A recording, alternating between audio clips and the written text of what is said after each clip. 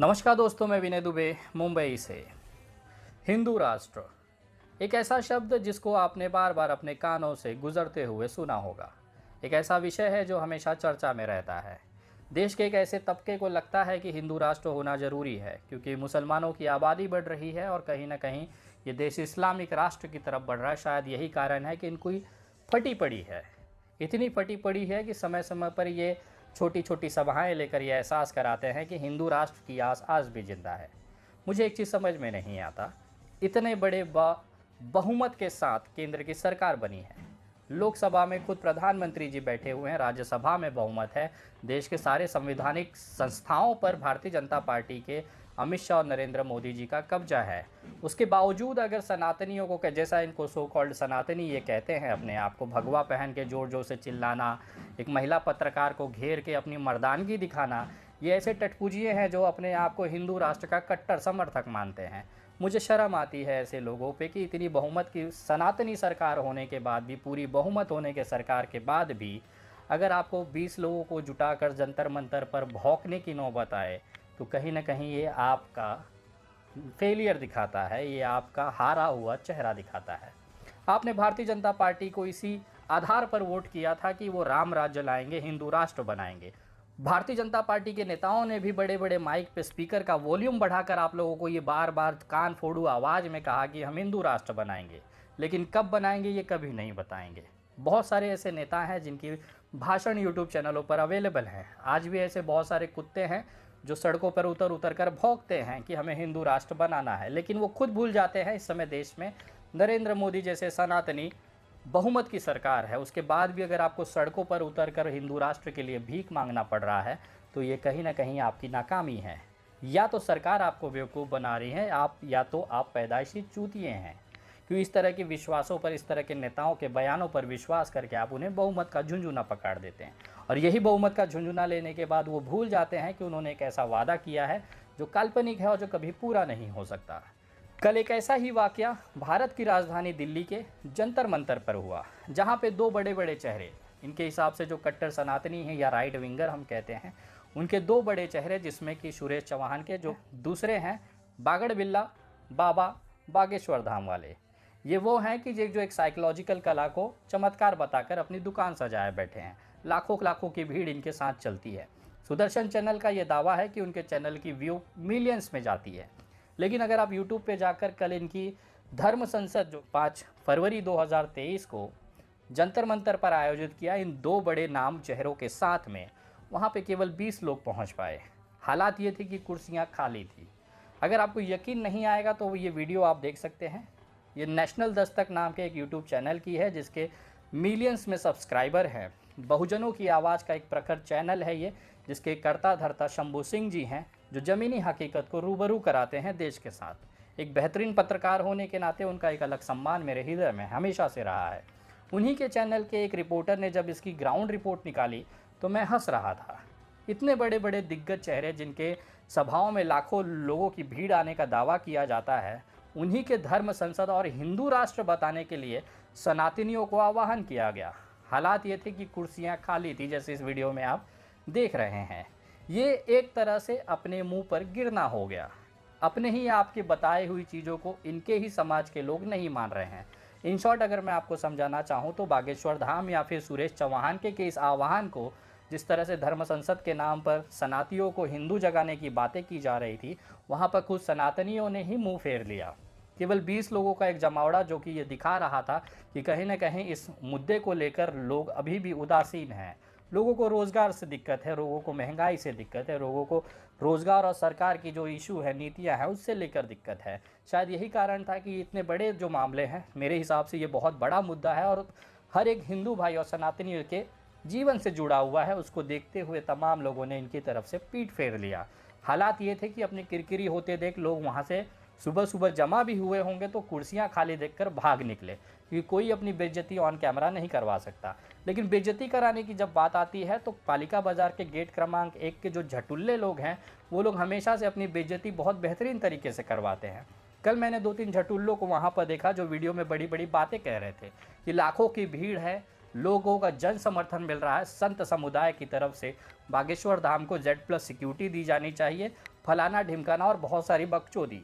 ये हालात वो है कि इनके दिमागों की संतुलन खराब हो चुके हैं। कुछ ऐसे झाटू से यूट्यूब चैनल हैं जो दिखाते हैं कि जंतर मंतर के इस आंदोलन में लाखों की भीड़ आई। अगर आप स्क्रॉल करके यूट्यूब पे जाएं और उसमें जंतर मंतर डाल के सिर्फ 5 तारीख की वीडियोस देखें तो कोई भी वीडियो 1-1.5 लाख व्यू से ज़्यादा नहीं जा पाई। इससे ज़्यादा तो उर्फी जावेद की वीडियो चली जाती हैं, इससे ज़्यादा तो सनी लियोनी की वीडियो चली जाती है। बाकी छोड़ दीजिए, इससे ज़्यादा तो वीडियो हम लोगों की रील्स में चली जाती हैं जो जनता हाथों हाथ लेकर मिलियन पहुंचा देती है।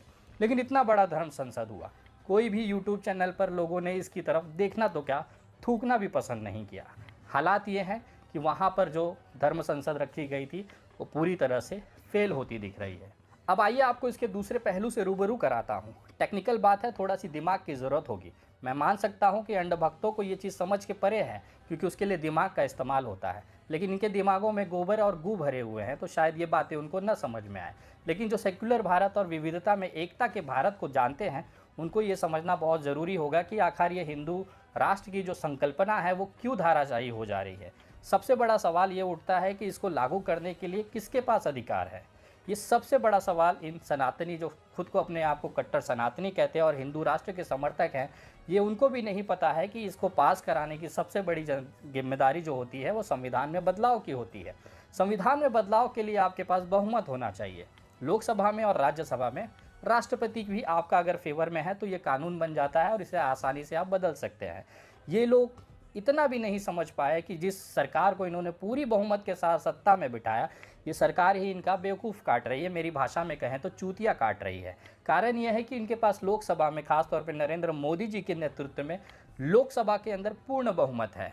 उसके बाद राज्यसभा में इस समय भी भाजपा की स्थिति बहुमत के साथ ही बैठी हुई है। राष्ट्रपति भी भाजपा के समर्थित हैं। इसका मतलब अगर ये चाहे तो एक पल में हिंदू राष्ट्र को बना सकते हैं, लेकिन भारतीय जनता पार्टी की इतनी कुवत नहीं है कि हिंदू राष्ट्र के लिए वो बात भी लोकसभा के अंदर कर पाए। कारण यह है कि हिंदू राष्ट्र में इन जो सनातनी भाई हैं जिन्होंने जंतर मंतर पे कल छोटा छोटा ग्रुप बनाकर भौंकते हुए नजर आए, इनकी एक जो संकल्पना है कि देश के संविधान में से सेकुलर शब्द हटाकर देश को हिंदू राष्ट्र घोषित किया जाए। 130 करोड़ की आबादी में जहां 115 करोड़ की हिंदू आबादी है उसमें भी इनको ये डर लग रहा है कि जो छोटा सा तबका जो अल्पसंख्यक है मुसलमान, वो इस पे हावी हो रहा है। ये इतने डरे हुए सदमे हुए लोग हैं जिनको ये बर्दाश्त नहीं हो रहा है कि देश के अंदर इतनी बड़ी हिंदू आबादी होते हुए भी इनको खतरा लग रहा है। कारण यह है कि इनको सेकुलर शब्द से दिक्कत है। इनको सनातन, भगवा और हर चीज़ जगह भगवा में चाहिए, जो अब की इस समय भारत की स्थिति में है। गली गली में मंदिरें हैं, हर त्यौहार पर्व सड़कों के बेताशा तरीके से मनाया जाता है, शानदार तरीके से मनाया जाता है, लेकिन उसके बावजूद भी इन चमनचूतियों को लगता है कि देश हिंदू राष्ट्र नहीं है। खैर, विषय वो नहीं है। तकनीकी अगर बात की जाए तो इनको संविधान में रखे हुए एक शब्द जिसका नाम है सेक्युलर, उससे इनको दिक्कत है। इनका मांग होता है कि ये सेक्युलर शब्द को हटा दिया जाए। हटाने के लिए संविधान में आपको बदलाव करने होंगे। पहले लोकसभा में बिल लाना होगा, फिर राज्यसभा में पारित कराना होगा। ये सारा चीज़ होने के बाद राष्ट्रपति की उस पर मुहर लगेगी और ये कानून बन जाएगा कि हिंदू राष्ट्र घोषित कर दिया जाता है। लेकिन ये करने से पहले मैं एक छोटा सा आपको आपकी औकात दिखाना चाहता हूँ। भारतीय जनता पार्टी का अगर गूगल पे जाके आप कॉन्स्टिट्यूशन ऑफ पार्टी उठाएंगे, जो कि भारतीय जनता पार्टी के पार्टी का संविधान है, उसको अगर आप उठाएंगे तो उसकी क्रम से नियम है, अलग अलग पन्नों पे नियम है। पहले पन्ने की पहली पैराग्राफ अगर आप उसे पढ़ेंगे तो इसमें मैं आपको दिखाना चाहूँगा, उसमें लिखा है कि भारतीय जनता पार्टी जो है वो सेकुलर सिद्धांतों पर बनी है। सेकुलरता का उसका जो विश्वास है वो अडिग है, उसको मानते हुए पार्टी की गतिविधियाँ रखी जाएंगी। जिस पार्टी के खुद के पार्टी के अंदर के संविधान में सेकुलर शब्द हटाने की औकात नहीं है, वो चल रहे हैं देश में से संविधान के अंदर से सेकुलर शब्द को हटाने के लिए। मैं दावे के साथ कहता हूं, पहले भारतीय जनता पार्टी अपनी जो कॉन्स्टिट्यूशन ऑफ पार्टी है, जो पार्टी का संविधान है, उसकी पहली पैराग्राफ में से ये जो सेकुलर शब्द है उसको हटा दे। भारतीय जनता पार्टी का आंतरिक मामला है। नरेंद्र मोदी जी की खुद की सरकार है।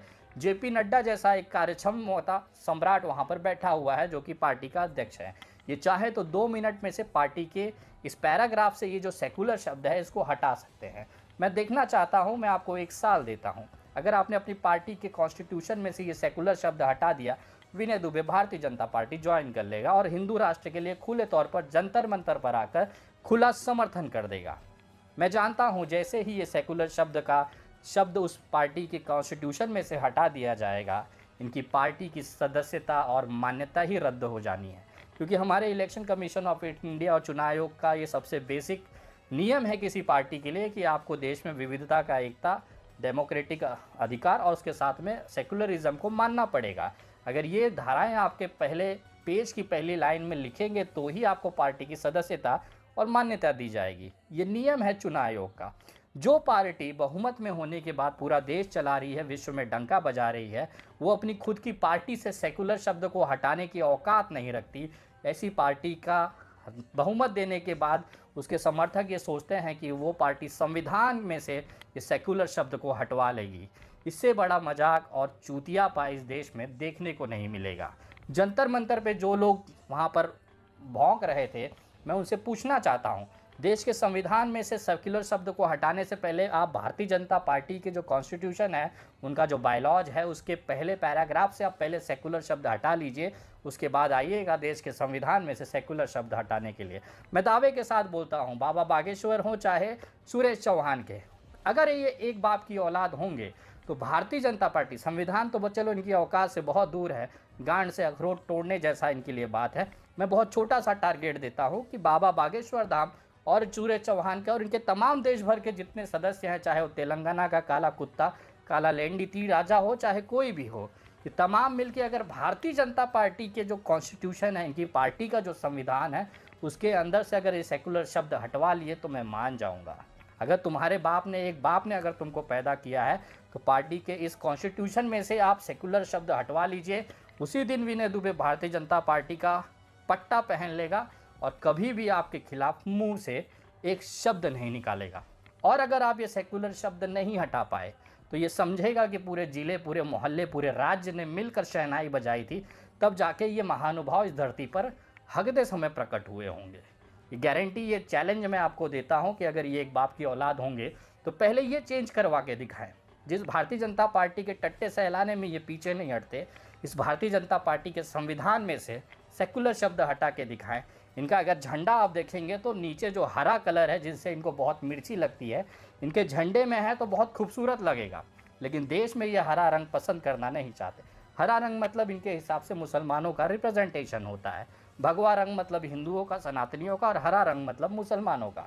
इनके झंडे के अंदर एक हरा रंग बैठा हुआ है। कोई भी झंडा भारतीय जनता पार्टी का उठा लीजिए, उसमें हरे रंग का समावेश है। अगर भारतीय जनता पार्टी को मुसलमानों से और हरे रंग से इतनी ही दिक्कत है तो अपनी पार्टी के झंडे में हरे रंग का उपयोग क्यों करती है? पहले इसे हटा के अपने आप को तो भगवा में और